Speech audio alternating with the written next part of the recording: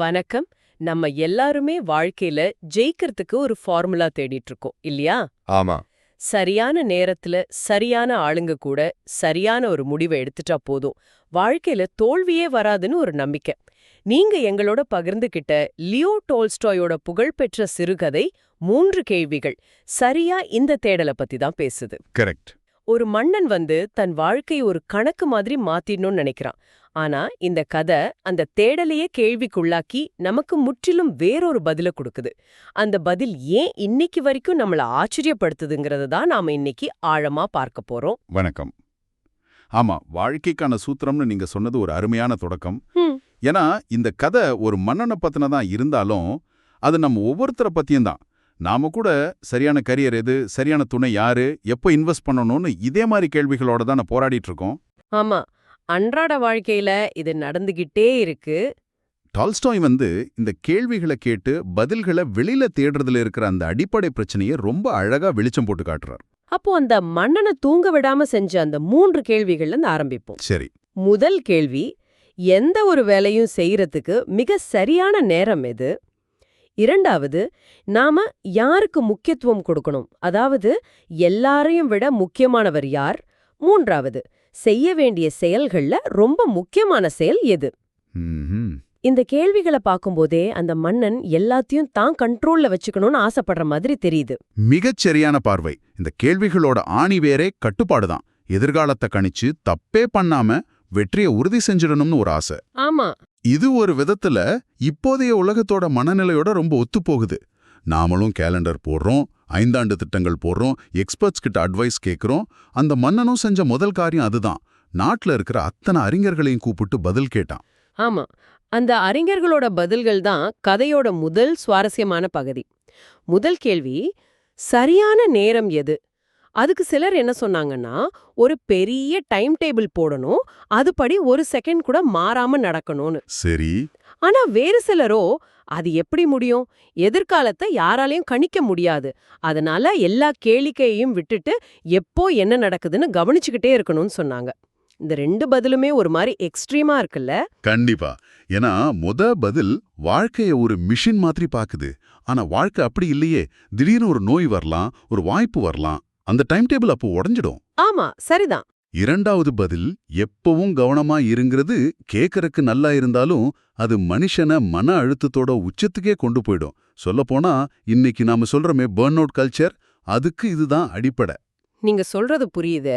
இரண்டாவது கேள்விக்கு வந்த பதில்களும் இதே மாதிரி தான். மிக முக்கியமானவர் யார்? இதுக்கு அமைச்சர்கள், மருத்துவர்கள், போர் வீரர்கள், மதகுருமார்கள்னு ஆளாளுக்கு ஒருத்தர் சொன்னாங்க. ஆமா, ஒவ்வொருத்தரும் அவங்க துறை சார்ந்து. ஆமா, இதுல ஒரு பொதுவான உண்மையே இல்லையே. அங்கதான் விஷயமே இருக்கு. இந்த பதில்கள் எல்லாமே சார்பு நிலையோடு இருக்கு. ஒருத்தரோட முக்கியத்துவம் சூழ்நிலைய பொறுத்தது. ஒரு போர்க்களத்துல வீரர் தான் முக்கியமானவர். ஒரு பெருந்தொற்று காலத்துல மருத்துவர் தான் முக்கியமானவர். கரெக்ட். அறிஞர்கள் அவங்க அறிவை காட்டினாங்களே தவிர உண்மையான ஞானத்தை இல்ல. அவங்க பதில்கள் ஒரு குறிப்பிட்ட சூழ்நிலைக்கு வேணா சரியா இருக்கலாம். ஆனா அது வாழ்க்கையோட எல்லா தருணத்துக்கும் பொருந்தாது. வழிபாடுன்னு ஆளாளுக்கு ஒன்னு சொன்னாங்க. இந்த பதில்களை எல்லாம் கேட்ட மன்னனுக்கு எவ்வளவு பெரிய ஏமாற்றமா இருந்திருக்கும். ஆமா, இவ்ளோ படிச்சவங்களால கூட ஒரு தெளிவான பதில கொடுக்க முடியலையேன்னு அவன் உணர்ந்திருப்பான். அந்த ஏமாற்றம் தான் அவனோட பயணத்தோட அடுத்த கட்டத்துக்கு தேவைப்பட்டது. புத்தகங்கள்லயும் தத்துவ விவாதங்கள்லயும் பதில் இல்லைன்னு அவன் புரிஞ்சுக்கிட்டான். ஞானங்கிறது வெறும் தகவல்கள் இல்ல, அது அனுபவத்துல இருக்குன்னு உணர்ந்ததால தான் அவன் எல்லாத்தையும் விட்டுட்டு காட்டுல இருக்கிற ஒரு ஞானியை தேடி போறான். இந்த கட்டம் எனக்கு ரொம்ப பிடிச்சது. மன்னன் தான் ராஜ உடைகளை கழட்டி பாதுகாவலர்களை விட்டுட்டு ஒரு சாதாரண விவசாயி மாதிரி அந்த ஞானியோட குடிலுக்கு தனியா போறான். இது வெறும் வேஷம் இல்ல, அவனோட மனமாற்றத்தோட முதல் படின்னு சொல்லலாமா? நிச்சயமாக. அது ஒரு மிக ஆழமான குறியீடு செயல். தன் பட்டம், பதவி, அதிகாரம், அகங்காரம் எல்லாத்தையும் துறந்து ஒரு உண்மையான மாணவனா, ஒரு தேடலுள்ள மனுஷனா அவன் மாறும்போதுதான் ஞானத்துக்கான கதவு துறக்கும்னு டால்ஸ்டாய் காட்டுறார். ஆனா அவங்க போனதும் ஒரு ஆச்சரியம் காத்துட்டு இருக்கு. ஆமா, அவன் தன் 3 கேள்விகளை கேக்குறான். ஆனா அந்த ஞானி ரொம்ப வயசானவர், சோர்வா அமைதியா தரைய தோண்டிக்கிட்டே இருக்கார். மன்னனை கண்டுகிட்ட மாதிரியே தெரியல. ஆமா. ஒரு நாட்டின் பேரரசன் பேசும்போது இப்படி ஒருத்தர் கண்டுக்காம இருக்கிறது எவ்ளோ பெரிய அவமதிப்பு. அந்த ஞானி ஏன் அப்படி செஞ்சார்? அது ஒரு விதமான சோதனையா? அது ஒரு மிக முக்கியமான கேள்வி. அது அவமதிப்பில்ல, அதுவே முதல் பாடம். ஓ. பதில்கள் வார்த்தைகள்ல இல்ல, செயல்கள்ல இருக்குன்னு அந்த ஞானி தன் மௌனத்தின் மூலமா உணர்த்துறார். அவர் ஒரு லெக்சர் கொடுக்கல, அதுக்கு பதிலா ஒரு சூழ்நிலையை உருவாக்குறார். மன்னன் ஒரு பார்வையாளனா இல்லாம அந்த சூழ்நிலையில ஒரு பங்காளியா மாறணும்னு எதிர்பார்க்கறான். அந்த மாற்றம் நடக்குது.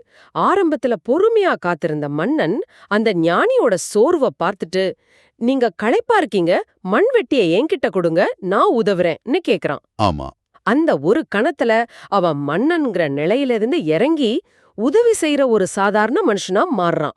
அவன் பதில்களை தேடுறத நிறுத்திட்டு அந்த நேரத்தோட தேவையை நிறைவேற்ற தொடங்குறான். சரியா சொன்னீங்க. இதுதான் கதையோட திருப்புமுனை. அவன் தன் அகந்தைய விட்டுட்டு உடல் உழைப்புல இறங்குறான். தத்துவார்த்தமான சிந்தனைகள்ல இருந்து மண்ணோட யதார்த்தமான ஒரு தொடர்பை ஏற்படுத்துறான். ம், அவன் 2 பாத்தி தோண்டினதுக்கு அப்புறம் சாயங்காலம் ஆயிடுச்சு. அவன் மனசு மறுபடியும் பழைய கேள்விக்கே போகுது. ஐயா, என் கேள்விகளுக்கு பதில் சொல்வீங்களா இல்லையா, இல்லனா நான் கிளம்புறேன்னு அவன் கேட்கும் அந்த நேரத்துல தான் வாழ்க்கை குறுக்கிடுது. ஆமா, காட்டுல இருந்து வயிறுல ரத்தம் வழியா ஒரு தாடி வச்ச மனுஷன் ஓடி வரான். அந்த நொடியில மன்னனோட 3 கேள்விகளும் ஞானியோட மௌனமும் எல்லாமே முக்கியத்துவத்தை இழந்துடுது. கண் முன்னாடி ஒரு உயிர் போராடிட்டு இருக்கு. டால்ஸ்டாய் இங்கே ஒரு ஆழமான உண்மையை காட்டுறார்.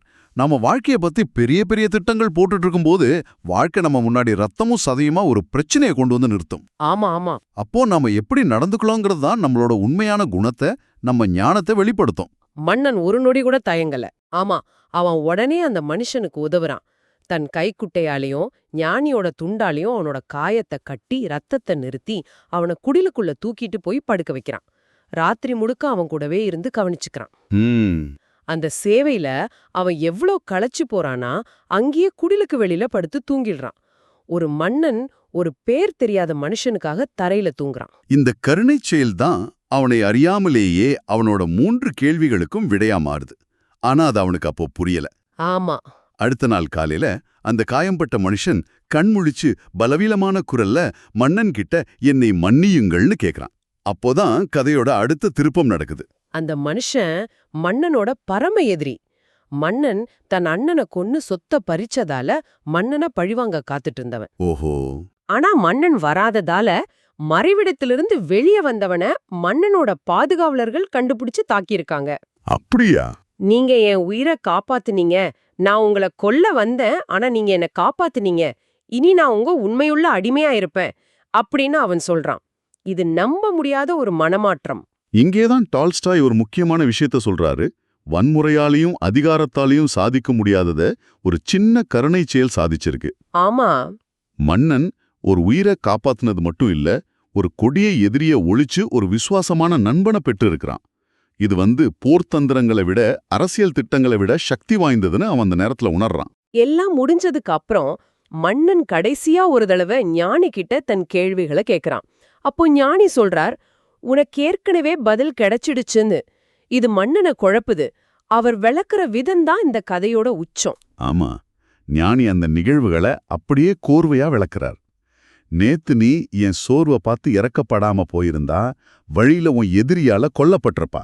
அதனால நீ நிலத்தை தோண்டிக்கிட்டு இருந்தியே, அதுதான் உனக்கு மிக சரியான நேரமா இருந்துச்சு. ஆஹா. அப்போ உனக்கு நான் தான் மிக முக்கியமான மனிதனா இருந்தேன்.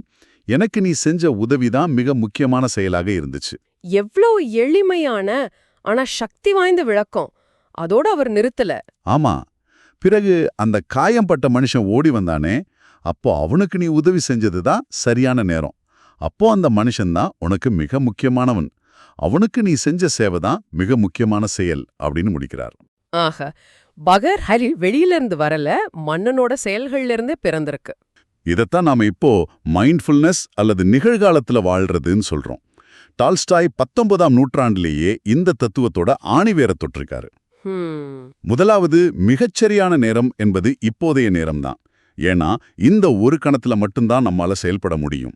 கடந்த காலம் முடிஞ்சு போச்சு, எதிர்காலம் நம்ம கையில இல்ல. சரிதான். இரண்டாவது, மிகவும் முக்கியமானவர் என்பவர் தற்போது நம்முடன் இருப்பவர்தான். ஏன்னா அடுத்த நிமிஷம் என்ன நடக்கும், யாரு கூட இருப்போன்னு யாருக்கும் தெரியாது. ஆமா. மூன்றாவது, மிகவும் முக்கியமான செயல் என்பது நம்முடன் இருப்பவருக்கு நன்மை செய்வதுதான். ஏன்னா இந்த ஒரு நோக்கத்துக்காகத்தான் மனுஷன் படைக்கப்பட்டிருக்கான்னு சொல்றாரு டால்ஸ்டாய். ஆனா இங்க ஒரு கேள்வி வருது. இந்த தத்துவம் அன்றாட வாழ்க்கைக்கு, குறிப்பா ஒரு தலைவரோட பார்வைக்கு எந்த அளவுக்கு பொருந்தும்? ஒரு நாட்டு மன்னனோ இல்ல ஒரு கம்பெனி சிஇஓவோ கண் முன்னாடி இருக்கிறவங்கள மட்டும் கவனிச்சிட்டு இருந்தா போதுமா? அவங்க நீண்டகால திட்டமிடல், எதிர்காலத்தை பத்தி யோசிக்க வேண்டாமா? இது ஒரு மிக அவசியமான நடைமுறை சார்ந்த கேள்வி. டால்ஸ்டாய் திட்டமிடுறத முழுசா தவறுன்னு சொல்லல. ம் ஆனா நம்ம திட்டங்களும் வியூகங்களும் நிகழ்கால யதார்த்தத்திலிருந்தும் மனிதநேயத்திலிருந்தும் விலகி போயிடக்கூடாதுன்னு தான் அவர் எச்சரிக்கிறார். ஓகே. ஒரு தலைவர் 5 ஆண்டு திட்டத்தை பத்தி யோசிக்கும்போது தன் முன்னாடி இருக்கிற ஒரு ஊழியரோட தனிப்பட்ட பிரச்சனையை காது கொடுத்து கேட்க தவறினா அந்த திட்டத்தால என்ன பயன்? அந்த தத்துவத்தோட சாராம்சம் திட்டங்களை கைவிடுறதில்ல, நம்ம செயல்களை நிகழ்காலத்தோட கருணையோடும் கவனத்தோடும் செய்யறது தான். அது ஒரு சமநிலையை பத்தினது. அப்படியென்றால் வாழ்க்கையோட பெரிய புதிர்களுக்கான விடைகள் சிக்கலான தத்துவங்கள்லயோ பெரிய திட்டங்கள்லயோ இல்ல. இல்ல. அது நாம ஒவ்வொரு நாளும் சந்திக்கிற மனுஷங்க கிட்டயும் நாம அந்த நேரத்துல செய்யற சின்ன அன்பான செயல்கள்லயும் தான் மறைஞ்சிருக்கு. மிகச்சரியா சொன்னீங்க. இந்த கதை நம்ம கவனத்தை வெளியுலக தேடலிருந்து உள்நோக்கிய செயல்களுக்கு திருப்புது. உண்மையான ஞானம்ங்கிறது அறிவு குவிக்கிறதுல இல்ல, அன்பை பகிர்றதுல இருக்கு. ஆமா. மன்னன் ஒரு சூத்திரத்தை தேடி போனா, ஆனா அவனுக்கு கிடைச்சது ஒரு வாழ்க்கை முறை. அதாவது ஒவ்வொரு கணத்தையும் முழுமையா வாழ்றது, ஒவ்வொரு மனுஷரையும் முழுமையா மதிக்கிறது, ஒவ்வொரு செயலையும் அன்போட செய்யறது. இந்த ஆழமான கலந்துரையாடலுக்கு பிறகு இந்த கதையோட 3 கொள்கைகள் நம்ம மனசுல ஆழமா பதிஞ்சிருக்கும். உங்களுக்காக ஒரு இறுதி சிந்தனை. இந்த 3 கொள்கைகள்ல நிகழ்காலத்துல முழுமையா இருக்கிறது, உங்களோட இருக்கிறவங்கள முக்கியமா கருதுறது, அல்லது அவங்களுக்கு நல்லது செய்யறது, ஏதாவது ஒண்ண மட்டும் இன்னைக்கு உங்க வாழ்க்கையில முழுசா பயன்படுத்தணும்னு நீங்க முடிவு செஞ்சா எதை தேர்ந்தெடுப்பீங்க? அந்த ஒரு சின்ன மாற்றம் உங்க நாள்ல, உங்க உறவுகள்ல என்ன மாதிரியான தாக்கத்தை ஏற்படுத்தக்கூடும்னு நினைக்கிறீங்க?